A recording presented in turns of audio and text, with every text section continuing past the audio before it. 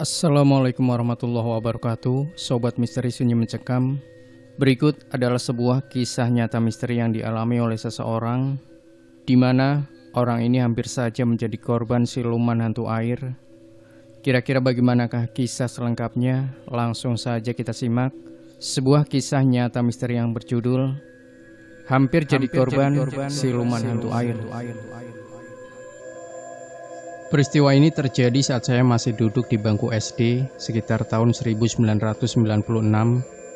Lokasi kejadiannya tepat di Desa Padang Leban, Sungai Hulu, Jembatan Sungai Padang Guci, Kecamatan Tanjung Kemuning, Kabupaten Kaur, Provinsi Bengkulu.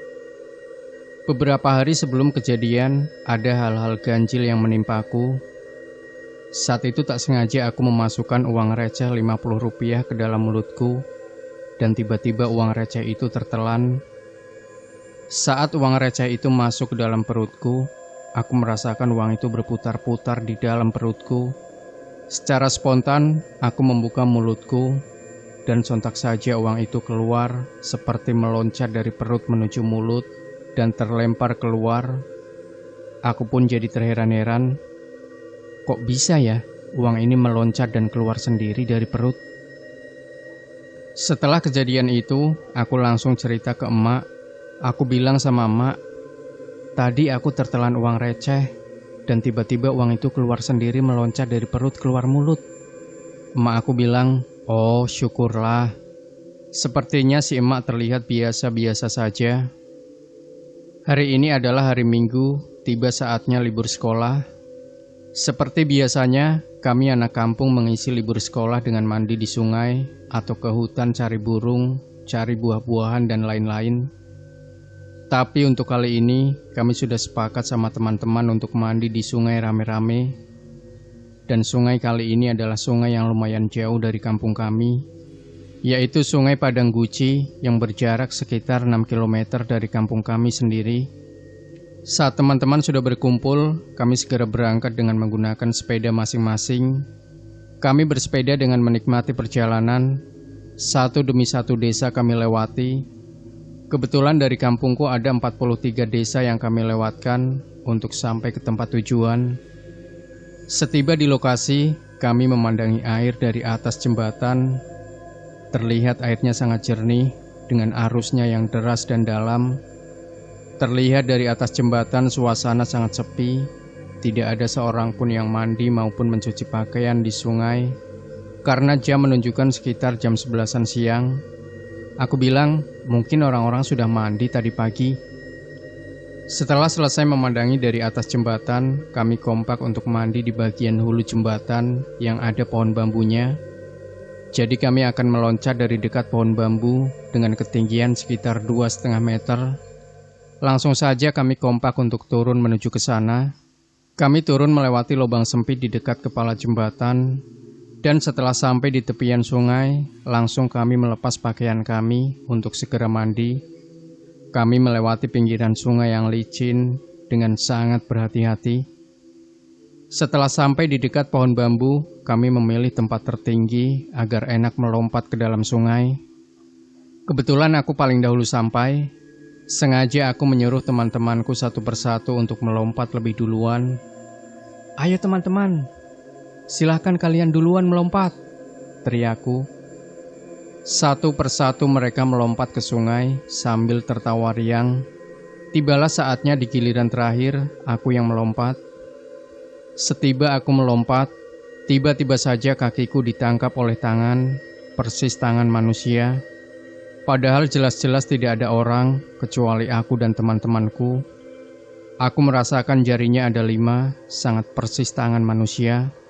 Aku berusaha berteriak, memanggil teman-temanku. Tetapi mulutku bungkam. Aku tidak bisa bicara sama sekali. Mulutku hanya bisa terbuka dan tak bisa mengeluarkan suara. Aku terus berjuang menarik kakiku. Tetap saja tangan itu masih memegang sangat kuat. Dan setelah tarik-menarik, alhamdulillah, akhirnya tangan yang tadinya memegang kuat kakiku, akhirnya lepas juga. Aku berenang cepat menuju hilir dengan wajah sangat pucat dan gugup. Setelah lepas dari tangan itu, mulutku langsung bisa bicara. Dan saat teman-temanku mau loncat, kembali aku berteriak keras, "Kawan-kawan, ayo pulang cepat. Jangan mandi lagi di sana, ada duguk." Mereka yang mendengar langsung balik arah dan sontak menanyaiku, "Kenapa, Rob?" Tanya temanku, "Kamu ada apa?" Dengan nafas ngos-ngosan aku bilang, "Ayo kita pulang, di sana ada duguk. Coba kalian lihat kakiku, bekas ditarik oleh duguk." Jelas saja terlihat nampak bekas 5 jari berbekas merah darah di kakiku. Mengetahui ada makhluk siluman di tempat kami mandi, dengan cepat kami semua bergegas pulang. Setelah sampai di rumah, aku ceritakan kejadian tadi dengan kakekku. "Puji syukur, Cung. Kamu telah selamat dari ancaman duguk," jawab kakekku. "Seandainya kamu berhasil dia tangkap, pastilah mayatmu akan disembunyikan dan akan sulit ditemukan," tegas kakekku. Untuk teman-teman yang mendengar cerita ini, agar berhati-hati saat mandi di sungai, karena biasanya duguk atau siluman air lebih suka mencuri anak-anak, apalagi anak-anak kecil yang fisiknya belum kuat. Sebab di Sungai Padang Guci, di tempat aku mandi pernah hilang beberapa orang anak kecil. Ada cerita di sungai ini, kalau dulu pernah kejadian, seorang bapak-bapak mandi dengan anaknya yang masih kecil, mungkin seusia 2 tahunan. Saat mandi airnya sangat dangkal maksimal, sekitar 40 atau 50 cm saja. Anaknya mandi sangat dekat dengan bapaknya. Saat bapaknya merendamkan kepala sehabis memakai sampo, tiba-tiba anaknya hilang entah kemana, dan sampai kini tidak diketemukan. Pesanku buat kawan-kawan, tetap waspada kalau mandi di sungai. Jangan lepaskan anak-anak Anda dari pandangan mata. Itulah cerita pengalamanku, semoga bermanfaat. Kurang lebihnya saya mohon maaf, dan semoga channelnya sukses selalu. Aku selalu sangat senang menonton YouTube-mu, apalagi saat di dalam mobil.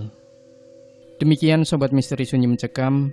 Jangan lupa berikan komentar Anda, like, share video ini, subscribe channel Sunyi Mencekam, dan kembali nantikan cerita-cerita misteri terbaru dari kami. Wassalamualaikum warahmatullahi wabarakatuh.